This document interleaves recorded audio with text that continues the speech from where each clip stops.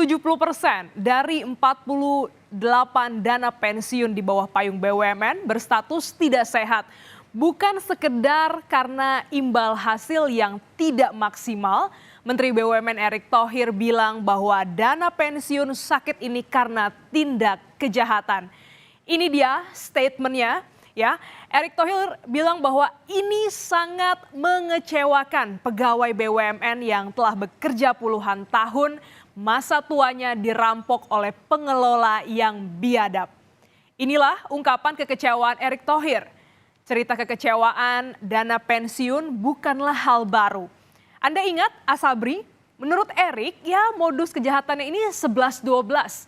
Indikasi masalah yang menjangkiti 34 dana pensiun BUMN ditemukan setelah terbongkarnya penyelewengan pengelolaan dana oleh Asuransi Jiwasraya dan PT Asuransi Angkatan Bersenjata Republik Indonesia alias Asabri. Kami coba angkat lagi permasalahannya dari institusi berpayung hukum BUMN yang mengelola dana pensiun. Kita lihat ini kira-kira berdasarkan skema tahunannya ya.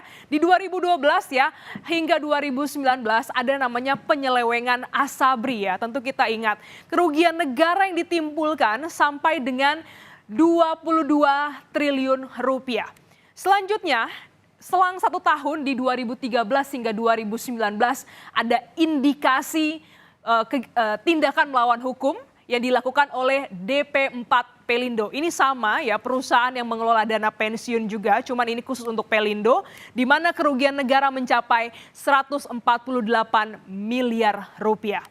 Erick mengaku curiga akan kemungkinan penyelewengan dana serupa yang menjangkiti tubuh pensiunan BUMN sehingga dilakukan audit pada 4 dana pensiun yakni PT Eksploitasi dan Industri Hutan atau Inhutani, PT Angkasa Pura I, PT Raja Wali Nusantara Indonesia, dan PT Perkebunan Nusantara atau PTPN. Dan sementara ini saudara, ditemukan kurang lebih yang terbaru ya yang diupdate oleh Mas Menteri BUMN Erick Thohir, ada kerugian negara sekitar 300 miliar rupiah dari dana pensiun beberapa BUMN.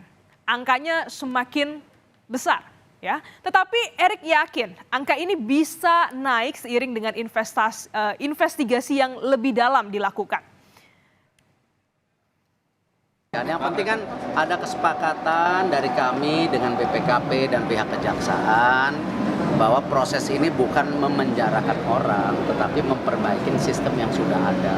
Dan ini kan udah peristiwa zaman dulu, bukan zaman sekarang. Tetapi kalau tadi dana pensiunnya tidak diperbaiki ketika BUMN ini, ya hari yang ini luar biasa, profitnya naik dari 13 ke 124, 125 triliun, terus dividen negara ke 80, tiba-tiba di kemudian hari ya pegawai BUMN-nya semuanya sengsara, berdosa nggak?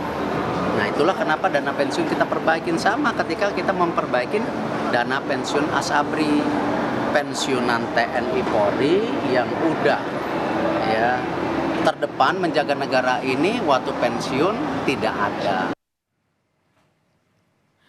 Saudara, 4 dana pensiun diperiksa laporan keuangannya. Pertanyaan Kompas TV untuk Mas Menteri, ada yang namanya Taspen. Apakah pengelolaan dana pensiunnya cukup bersih? Tidak termasukkah dalam yang harus lebih transparan juga dalam pengelolaannya? Dan tentu kapan laporan keuangan Taspen dibuka? Semoga ada penjelasan tentang Taspen ini. Balik lagi mengacu kepada pernyataan Erick Thohir tadi, tujuan akhir upaya menggandeng Kejaksaan Agung dan juga BPKP dalam mengaudit dana pensiun BUMN adalah untuk memperbaiki sistem yang sudah terlanjur salah. Bukan menemukan dan memenjarakan oknum yang bersalah, meski tetap ada proses hukum yang harus dijalani. Moralnya memang memperbaiki sistem, karena aset dana pensiun dari tahun ke tahun angkanya semakin besar. Kami tampilkan datanya untuk Anda selama 5 tahun terakhir 2018 hingga 2022. Grafiknya naik terus ya, dan angkanya juga semakin fantastis, semakin besar. Di 2018 ada 271,1 triliun rupiah. 2019 293 triliun, 2020 316 triliun. 2021 329 triliun dan 2022 22.348,8 triliun rupiah. Jangan sampai ya perampok intelek ini membawa kabur dana pensiun yang dikumpulkan pekerja selama bertahun-tahun.